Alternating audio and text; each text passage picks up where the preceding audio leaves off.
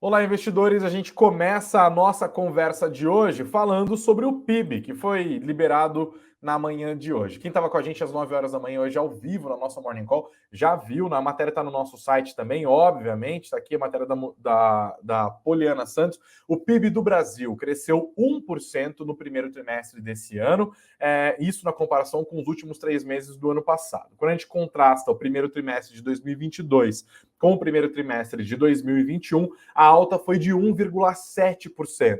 Os analistas prestaram atenção e falaram que puxou mesmo, o próprio IBGE disse isso, esse PIB de 1% no primeiro TRI foi o setor de serviços, que está se recuperando depois de tempo sofrendo por conta da pandemia. O consumo das famílias, por exemplo, subiu 0,7%. O setor de serviços avançou 1%. A agropecuária, no entanto, recuou 0,9%. E os investimentos, que é a FBCF, a formação bruta de capital fixo, caíram 3,5%. E aí fica aquela história. Um resultado foi bom ou o resultado foi ruim? Sobre isso, a gente deve conversar agora com o Alex Agostini, ele é economista-chefe da Austin Rating, e ele está com a gente aqui, mas não sei se tá...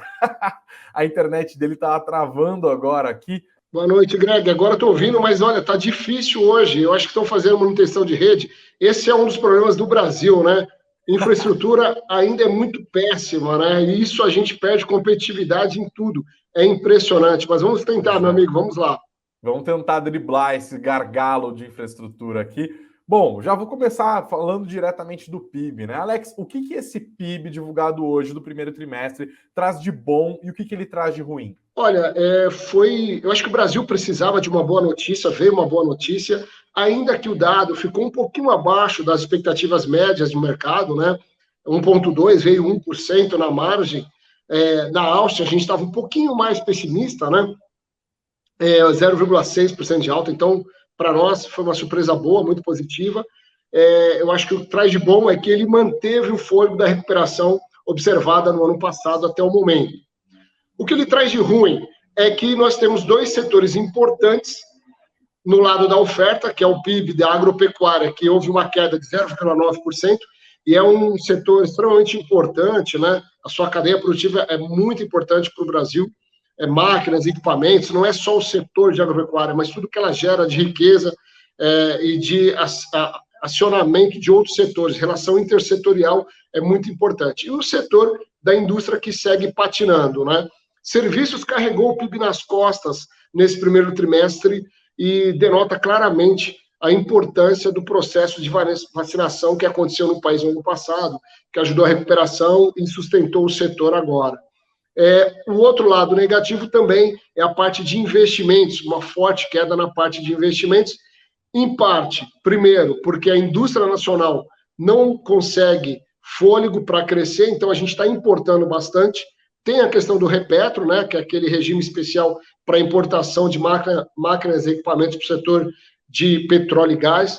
Então, tem ali na parte de investimento uma perda de fôlego, justamente porque tem aí uma percepção de que o cenário está sendo alterado, né?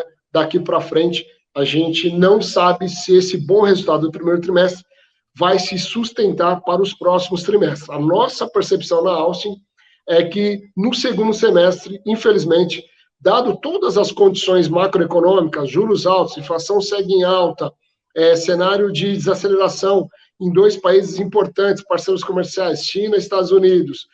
Além disso, nós temos um ambiente político que vai ganhar força no segundo semestre.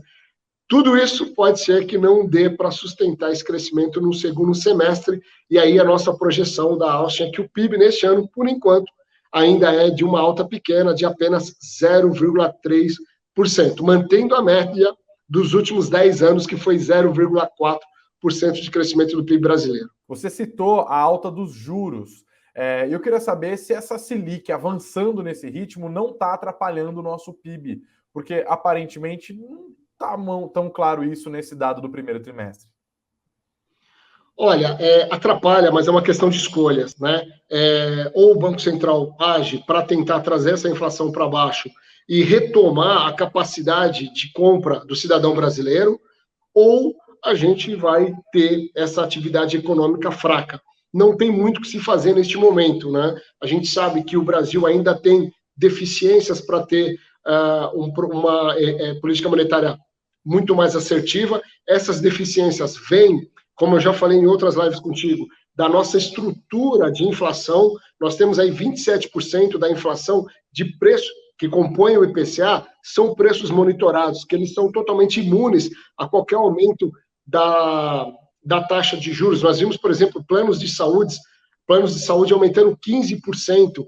Daqui a pouco, o benefício que nós tivemos de queda de energia elétrica, de preço da energia elétrica, em julho, aqui em São Paulo, vai voltar a subir.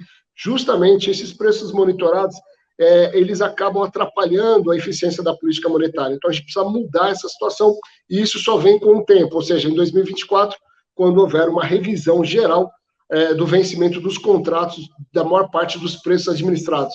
Energia, telefonia, entre outros. E, claro, a questão dos combustíveis, que não tem muito como mudar essa situação, a não ser quando tiver um investimento de longo prazo. Então, é uma questão de escolha. Ou o Banco Central age para tentar recuperar o poder de compra da sociedade e, em 2023, recuperar o fôlego de crescimento, ou a gente vai sofrer a questão de, ainda com uma inflação alta, né, com juros baixos. Ou seja, é uma ciência que não é exata, tá, Greg? Então, o Banco Central ele está avaliando quais são os impactos da economia para não errar a mão. Mas isso leva algum tempo, né? Tem o chamado efeito defasado entre subir os juros e a economia sentir os seus efeitos. Nesse tempo do chamado efeito defasado, que são de 6 a 9 meses, ele está avaliando para saber quando que ele deve parar. A gente acha que ele só vai parar depois da próxima reunião. Pelo que você está falando, essa alta de 1 ponto percentual não deve se repetir nos próximos trimestres. Eu imagino, se você está com uma projeção de 0,3% para o PIB nesse ano, você deve estar apostando em recessão, em dados negativos em algum trimestre mais para frente, não?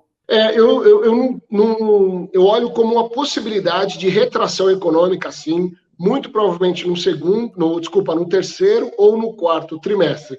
Nos 2 trimestres, eu acho pouco provável, mas não é descartada essa possibilidade, porque nós vamos ter aí uma conjunção de fatores muito mais para o lado negativo no segundo semestre do que para o lado positivo. Como eu disse, os efeitos da alta dos juros vão ser mais sentidos no segundo semestre.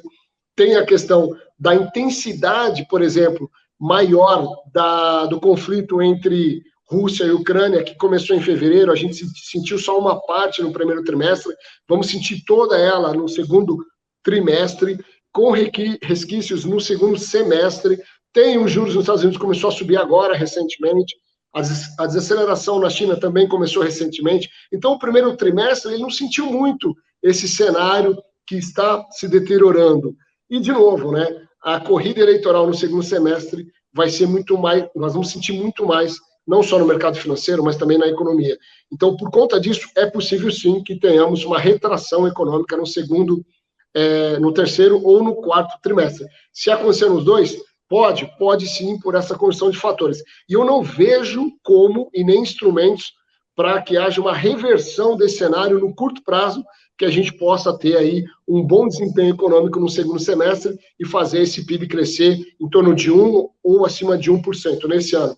Não é ser pessimista, é ser realista com as informações que até o momento estão sendo disponíveis.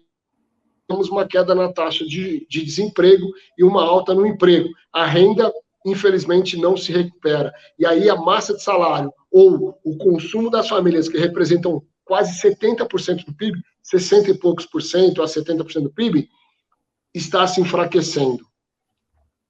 Tá aí a análise de Alex Agostini, economista-chefe da Austin Rating. Alex, mais uma vez, obrigado pela sua presença aqui. Driblamos a dificuldade de infraestrutura de telecomunicações no Brasil. Deu tudo certo, viu? Que bom, eu agradeço mais uma vez pelo convite, espero não ter atrapalhado. E, de novo, né, a gente precisa fazer esse país andar. Investimento de longo prazo, com foco naquilo que vai já trazer competitividade.